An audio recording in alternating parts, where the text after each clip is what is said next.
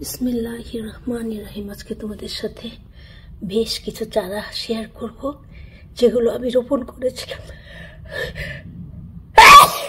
আলহামদুলিল্লাহ, যে আজকে এখানে অনেক রোদ উঠেছিল, আলহামদুলিল্লাহ রোদে দিয়েছিলাম।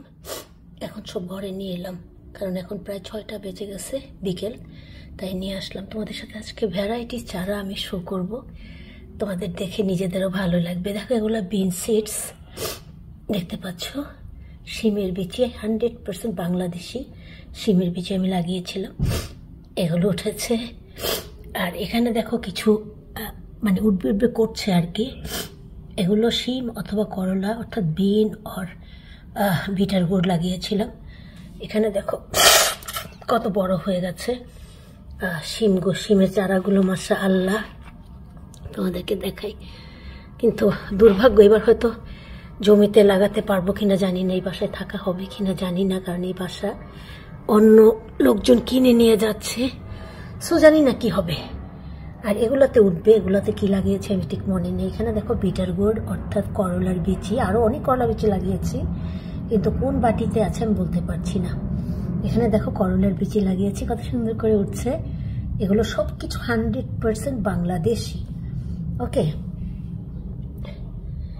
আর মনে করো আমার এই সবজি বাগান তোমাদের সাথে আমি সবসময় শেয়ার করি, আজকে না করলে হবে। এই যে এগুলো দেখো, আর এখানে এখনো কিছু ওঠেনি। এখানে আমি অনেক বীজ লাগিয়েছি, বাট এই মুহূর্তে মনে করতে পারছি না কিসের লাগিয়েছি, এখনো চারা ওঠেনি, ইনশাল্লাহ উঠে যাবে। তো ওদেরকে আমি বাংলাদেশি কামরাঙ্গা মরিচ, যেটাকে কেউ নাগা মরিচ বলে, কেউ বোম্বে মরিচ বলে, সেই চারাও দেখাবো। সেই সাথে আছে ছোট্ট ছোট্ট বল মরিচ, যেগুলো দেখে সবাই মুগ্ধ হয়ে যেতে, সেই মরিচের চারাও উঠেছে। ঠিক তোমাদেরকে বোম্বে মরিচ আর হচ্ছে সেই বল ছোট্ট মরিচ একসাথে চারা লাগিয়েছি আমি, সবকিছু আমার ঘরে করা বীজ থেকে। এটা হচ্ছে সবচেয়ে বড় কথা। দেখো এখানে দুটো উঠেছে, মাত্র উঠেছে, তো আরেকটা উঠছে। এখানে দুটো উঠেছে, আরও উঠবে ইনশাল্লাহ। এখানে 4টা উঠেছে। আর এখানে শিম অথবা করলা অর্থাৎ বিন আর যাই হোক বিটার গুড় এখানে লাগিয়েছি, এই যে উঠছে একটা, একদম 100% বাংলাদেশি কামরাঙা মরিচ এবং বল মরিচ, এই চারা এগুলো। এই 3টার মধ্যে আমি সেই বিচি লাগিয়েছি, এবং এখানেও 3টা উঠেছে।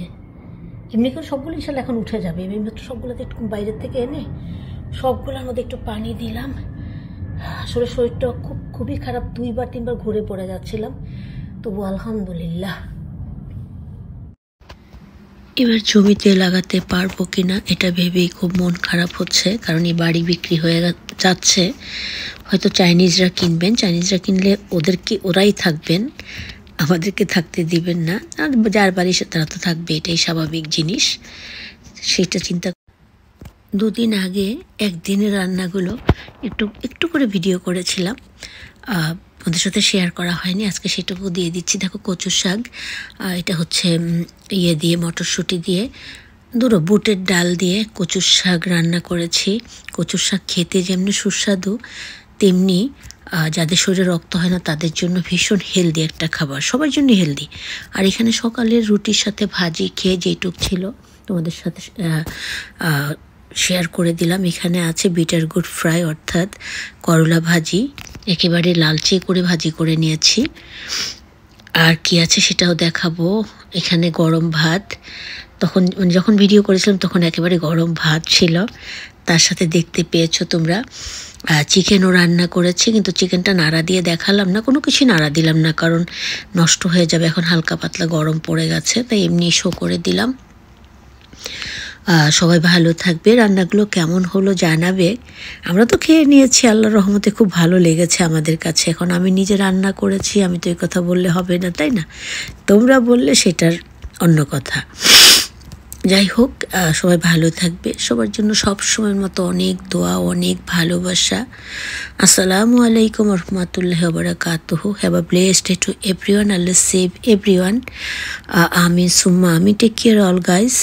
আল্লাহ হাফেজ।